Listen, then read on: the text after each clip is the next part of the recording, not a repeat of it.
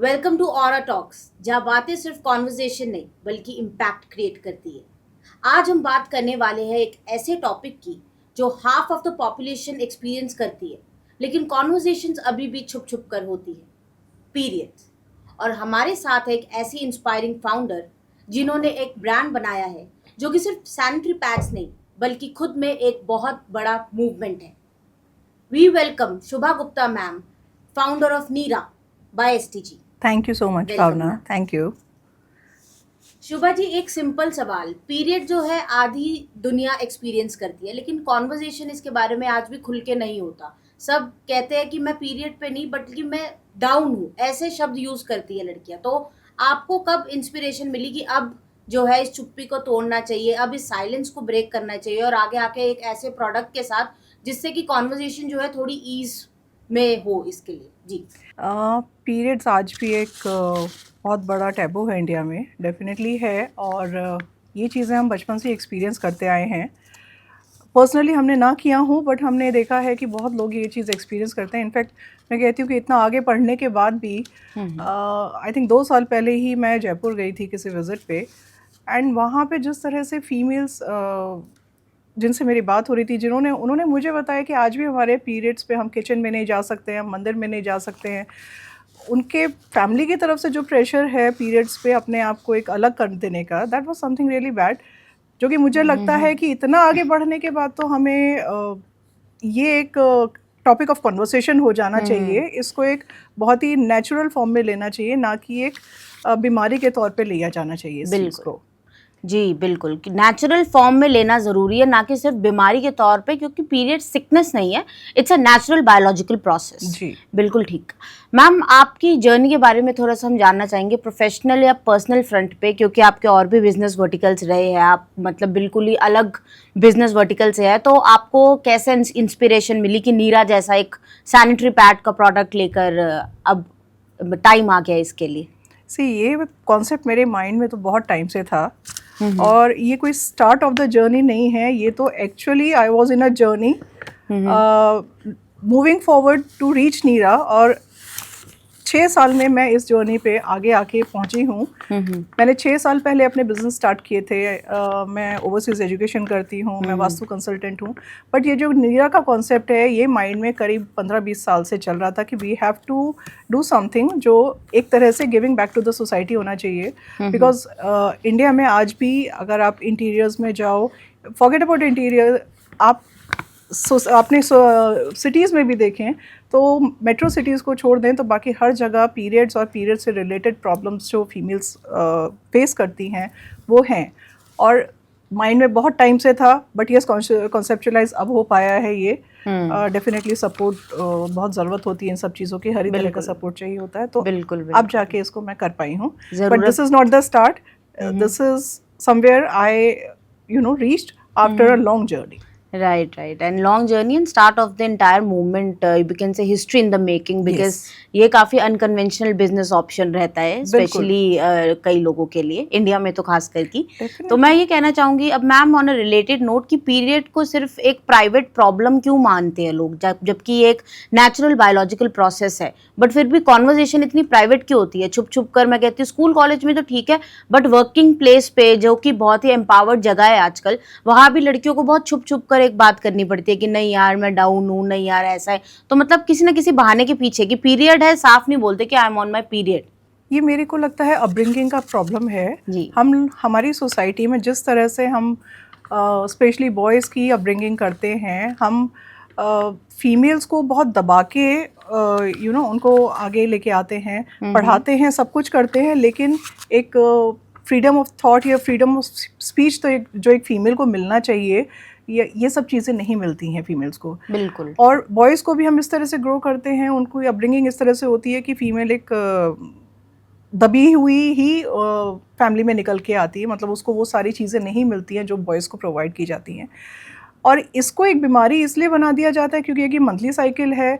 इसमें I don't know किस लिए, बट इसको हम लोग एक टैबू की तरह क्यों लेते हैं, ये चीज़ें समझ में नहीं आती हैं। तो हमारे को आज इनफैक्ट इतनी अवेयरनेस आ गई है, थोड़ी बहुत तो हम मान के चलेंगे कि इतनी अवेयरनेस तो आ गई है कि आज बॉयज़ भी इस चीज़ को अंडरस्टैंड करते हैं। आजकल फैमिलीज़ में से हस्बैंड्स निकल के आ रहे हैं इस चीज़ को आगे, हमने इनफैक्ट अपने लॉन्च पे भी देखा है कि बहुत हस्बैंड्स आगे लॉन्च पे भी सपोर्ट करने के लिए आगे निकल के आए हैं। बिल्कुल। तो ये सिर्फ हमारी अपब्रिंगिंग का प्रॉब्लम है और कुछ नहीं है, जिसमें हम इस चीज़ को एक बहुत ही लो ग्रेड का मान के, इसको एक बीमारी की तरह मान के, या समथिंग जो एक अजीब सी चीज़ है ऐसा मान के हम कॉन्सेप्चुलाइज करते हैं। मतलब आज भी सपोर्ट है और मेल्स जो है काफ़ी एक्टिव हो गए इसको लिए, लेकिन फिर भी हम सोच रहे हैं कि जो घर की फीमेल्स होती है, कहीं ना कहीं ऑपोजिशन जो है ना, जो बहुत बड़े एज की एक बुजुर्ग फीमेल्स होती है, काफ़ी पढ़ी लिखी, well learned, well educated, but एक स्टिग्मा के तौर पे अभी भी देखते हैं, जिस तरह से हम देखते हैं कहीं काफ़ी हद तक टेम्पल्स में मत जाओ, किचन में मत जाओ, सोशल इवेंट्स को बॉयकॉट करो इन दिनों में,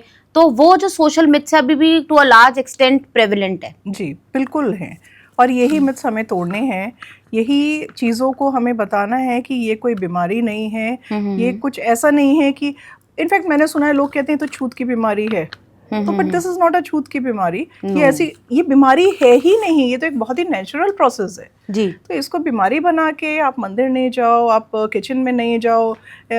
कुछ लेडीज़ हैं जो आज भी बोलती हैं कि उनके अगर फैमिली पेरेंट्स या उनके बच्चे पूछते हैं कि आप किचन में क्यों नहीं हो, तो हमको छिपकली छू गई। I have heard this sentence कि हमको छिपकली छू गई। हम उनको बोलते हैं कि हमको छिपकली छू गई इसलिए 3 दिन हम किचन में नहीं जाएंगे। क्या है ये छिपकली? क्या छिपकली छू जाना इतना बड़ा बात है कि आप किचन में नहीं जाएंगे, मंदिर में नहीं जाएंगे? But this is how this thing is presented in families. और इसी में ही हम डिफरेंस क्या देखते हैं अर्बन वर्सेस रूरल नैरेटिव्स में पीरियड मिथ को देख के? आजकल फीमेल्स बहुत आगे निकल गई हैं। ये जो मिथ्स हैं आज कोई भी एज अ मिथ कंसिडर नहीं करता है। हाँ, गांव में आज भी एक मिथ है, बैकवर्ड क्लास में आज भी एक मिथ की तरह है, लेकिन आज अर्बन पॉपुलेशन मुझे नहीं लगता कि कोई भी इसको एक बीमारी की तरह लेती है। आज सब आगे निकल गए हैं। इनफैक्ट आज हमारी वर्किंग फीमेल्स हैं वो हर तरह का काम कर सकती हैं ड्यूरिंग पीरियड्स। आज कोई भी ये नहीं सोच के बैठता कि पीरियड है तो I will sit at home, मैं कोई काम नहीं करूँगी, मैं किचन में जाऊँगी, ऐसा कुछ भी नहीं है। आप बिल्कुल बिल्कुल। अर्ली एजुकेशन और ओपन टॉक्स को लेकर पीरियड मिथ और माइंडसेट जो है पूरा का पूरा, वो किस हद तक बदल सकता है? बदल सकता है, बदल तो बहुत हद तक सकता है। हमें स्कूल में अवेयरनेस कराते ही हैं, स्कूल में हम लोगों का एक्टिविटीज़ रहता है पीरियड्स को लेके अवेयरनेस। इनफैक्ट बहुत बच्चे तो ऐसे हैं जिन्हें समझ ही नहीं आता कि पैड किस तरह से यूज़ किया जाता है। राइट। और इसी पे ही मैं कहना चाहूँगी कि यूनिसेफ की एक रिपोर्ट है जिसमें ये बोला 71% ऑफ द गर्ल पॉपुलेशन, जो एडोलेसेंट गर्ल्स है, उनको पीरियड के बारे में पता ही तब चलता है पहली बार जब वो खुद एक्सपीरियंस करती है। बिल्कुल सही कह रहे हैं आप। बच्चों को, क्योंकि हम लोगों के अंदर हेजिटेशन इतना है कि एज अ मदर ऑल्सो वो अपनी बेटी को कन्वे ही नहीं करना चाहती जब तक कि वो उस एक्चुअल सिचुएशन में नहीं पहुंच जाती। राइट। बताना ही नहीं चाहते हैं। आप स्कूल्स में देखिए biology subject as a subject हर जगह है, लेकिन उसमें भी कितना इस चीज़ के बारे में टीचर्स को हेजिटेशन होता है बताने में। राइट। क्योंकि कोएड स्कूल्स हैं तो वहाँ पे टीचर्स को हेजिटेशन होता है कि इसके बारे में हम बॉयज़ के सामने किस तरह से डिस्कस करें। ये हेजिटेशन ही तो ख़त्म करना है। राइट। 9th स्टैंडर्ड या 10th स्टैंडर्ड के बच्चे अगर जब भी उनसे साइंस के बारे में बात पूछते हैं, जब भी उनसे पढ़ाई के बारे में बात पूछते हैं, तो very first chapter that comes to their mind is reproduction. Right. लेकिन सब यही कहते हैं कि हाँ रिप्रोडक्शन चल रहा है, सबको पता है अंदर ही अंदर, पर फिर भी खुल के एक वो चीज़ सामने नहीं आती। बिल्कुल। तो ये चीज़ बहुत ही ज़्यादा सोसाइटी में दबी हुई है, जबकि एक ओपन कॉन्वर्जेशन का बात आ गई है। अब बात आ गई है कि खुल के हम ओपन कॉन्वर्जेशन करें, और अब उसके लिए सही समय भी है। जी। अब बात करते हैं थोड़ा सा ब्रांड डिफरेंशिएशन को लेके। मार्केट में ऑलरेडी हम देख रहे हैं सैनिटरी पैड्स बहुत सारे हैं। मतलब अगर हम नीरा का ही कंपटीशन एनालिसिस करें तो हमें एक अच्छा कॉम्पिटिटिव फिगर मिलता है। तो आपको कभी इन्वेस्टर्स से, फ्रेंड्स या फैमिली से कभी ऐसा कुछ स्कॉफिंग मिली कि इतने सारे प्रोडक्ट्स हैं, देन व्हाई नीरा? नहीं, आई वुड से मेरी फैमिली हमेशा बहुत बहुत सपोर्टिव रही है। मैंने जो भी लाइफ में करना चाहा मुझे कभी भी पुल बैक नहीं किया गया। तो उनका सपोर्ट हमेशा, एज आई सेड कि बिजनेसेस तो मेरे और भी हैं, but when I came up with this thing they knew that I want to get into something like this. But जब मैंने ये चीज़ अपने इनफैक्ट हस्बैंड के सामने रखी कि now is the time that I have to start this brand, मेरे को किसी ने नहीं रोका। इनफैक्ट सपोर्ट हर तरह से मुझे मिला है, तो उसमें तो कहीं कोई प्रॉब्लम ही नहीं हुई। Family and friends all have been always supportive. एक यंग वर्किंग वुमन, एक होम मेकर या फिर school going girl, why should they choose Neera over other pads? Your take on this? See, a school going girl should choose Neera because this is the most organic and pure form of pad. आज हमारी young girls, हमारे young बच्चे ही अगर अपने health को लेके conscious नहीं होंगे, हम 100% कॉटन यूज़ करते हैं, ऑर्गेनिक है हमारा मटेरियल, तो आज उनको डेफिनेटली ये यूज़ करना चाहिए सो दैट इन फ्यूचर उनको लाइफ में कभी भी किसी भी तरह की कोई हेल्थ इश्यूज़ नहीं आए। वर्किंग फीमेल, ऑफ कोर्स हमारे pads as I said they are organic pad, इनका फ्लो का rate everything is very good, बहुत ही अच्छे से बने हुए हैं। तो मेरे को लगता है कि खाली एक हम यंग गर्ल या एक होम मेकर या एक ऑफिस गोइंग नहीं, as a whole I feel कि हर फीमेल को ये एक बार ज़रूर इसको यूज़ करना चाहिए। आई नो मार्केट में बहुत पैड्स हैं, बहुत तरह की वेराइटीज़ हैं, लेकिन एक बार ट्राई करके देखें because this is 100% organic material. Right. तो आप एंड देखें इसे। बिल्कुल बिल्कुल। So interestingly as a name Neera, मतलब मेरे को बहुत ज़्यादा इसमें इंटरेस्ट आया, तो what does Neera stand for? आपने यही नाम क्यों चुना? See, Neera comes from Neer. Neer is water, and water is the most purest form of element. तो आज अगर हम हेल्थ के बारे में बात कर रहे हैं तो हमें एक ऐसी ही चीज़ बनानी थी जो कि हेल्थ के लिए प्योर हो, जो कि एक बहुत ही प्योर फॉर्म में निकल के आ रही हो, और यही सोचते हुए मैंने नीर से नीरा यूज़ किया है वर्ड, कि ये मैं एक बहुत ही प्योर, बहुत ही ऑर्गेनिक फॉर्म ऑफ आपको सैनिटरी पैड बना के दे रही हूँ, इसीलिए इसको नीरा बोलते हैं। और आप अपने प्रोडक्ट्स को डिज़ाइन कैसे करते हैं डिफरेंटली? जैसे हमने देखा पोर्टफोलियो में एक ट्रैवल पाउच है, कंफर्ट और इको फ्रेंडली इंग्रेडिएंट्स मेंशन है, तो मतलब आप वो सब कंपोनेंट्स को लेके कैसे इसको डिफरेंटली डिज़ाइन किया है आपने? जैसे कि हम देखते हैं मार्केट में ट्रैवल पाउच के ऑप्शंस बहुत कम है। जैसे कोई अगर मेरे जैसी मेरी उम्र की हो और मुझे ट्रैवल करना हो, मुझे पता है कि डेट्स आ रही है, तो मेरे लिए ट्रैवल पाउच जो है वो ज़्यादा कन्वीनियंट रहेगा rather than carrying an entirely big pack of pads. Definitely. मैंने देखा था मेरे ऑफिस में, मेरा ही staff during their periods, I saw one of the staff, दो पैड्स ऐसे ही उसके बैग में पड़े हुए थे, एंड आई डोंट नो वो कुछ देने के लिए मुझे आई थी, और तब उसने कहा मैम आई एम ऑन पे पीरियड्स, और तब मैंने उसे देखा यूज़ करते हुए, तब मुझे एक लगा कि एक ट्रैवल पाउच तो होना ही चाहिए which is easy to carry, और दो पैड्स हैं उसमें ट्रैवल पाउच में, सुंदर पैक है, तो ना आपको कहीं पे खोलने में हेजिटेशन होएगा। वैसे तो हेजिटेशन होना ही नहीं चाहिए, मैं तो कहती हूँ पैड्स को और पीरियड्स को लेके कहीं से कहीं तक कोई हेजिटेशन होना ही नहीं चाहिए, बट येस हैंडी हैं, ट्रैवल पाउच बहुत हैंडी हैं, आप ट्रैवल कर रहे हो, कुछ भी कर रहे हो, they are very handy, pocket में आ जाते हैं, पॉकेट साइज के बने हुए हैं, so it is very easy to take them around. Right. India में सैनिटरी पैड्स के स्टार्टअप को चलाने के लिए क्या चैलेंजेस फेस किए आपने? बहुत ज़्यादा। पहले तो लोगों को समझना पड़ेगा कि if a female is coming as a business owner, तो वो वहाँ पे टाइम पास करने के लिए नहीं आई है। सबसे बड़ा चैलेंज तो अपने आप को ये प्रूव करने में है कि we are serious about our work, what we want to do, we are very serious about it, and please male community consider us as a serious partner only. हम यहाँ टाइम पास करने नहीं आए हैं। that is true to a large extent. Yes. और कभी आपको किसी इन्वेस्टर ने या सोसाइटी ने ऐसा बोला कि पैड्स तो बहुत है मार्केट में, तो मतलब अब एक और क्यों आपको ऐड ऑन करना है, या कभी ऐसी? बिल्कुल बोलते हैं, बट ये उनका थॉट प्रोसेस है, उनको लगता है बहुत है सोसाइटी में, लेकिन मेरा कहना है कि बहुत में से आप मेरे वाले को भी यूज़ करके देखो ना, फिर आप मुझे बताओगे कि मेरा क्यों बेटर है। बिल्कुल बिल्कुल। ये तो मार्केट है, मार्केट में 50 तरह की चीजें हैं, but then again we stick to one चीज ओनली। राइट। और जब तक और मार्केट में चीजें आएंगी नहीं तो हमें पता भी नहीं चलेगा कि पिछले जो लिमिटेड हमारे पास ऑप्शंस है उनमें क्या क्या कमियां है, क्या प्रॉज है, क्या कॉन्स है।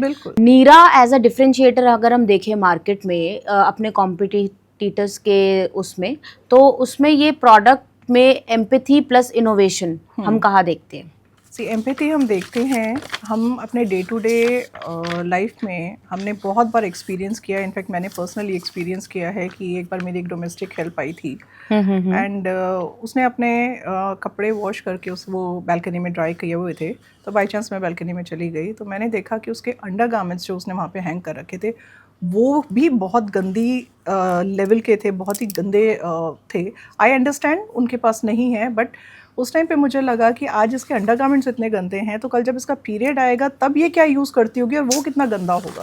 बिकॉज आई हैव सीन पुराने ज़माने में females using cloth during the periods.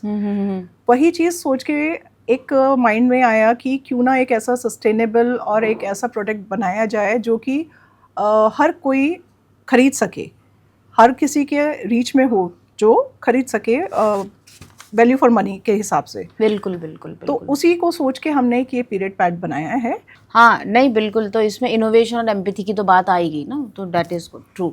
नीरा के लॉन्च में सबसे स्ट्राइकिंग बात हमने ये देखी कि मेल्स भी बहुत एक्टिवली पार्टिसिपेट कर रहे थे, जबकि आमतौर पे देखा जाता है कि period is considered to be only a female conversation. How did you bring about such a shift?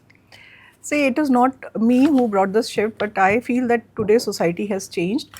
Society is changing and we have to change the society. सारी ही चीज़ें इसमें हैं।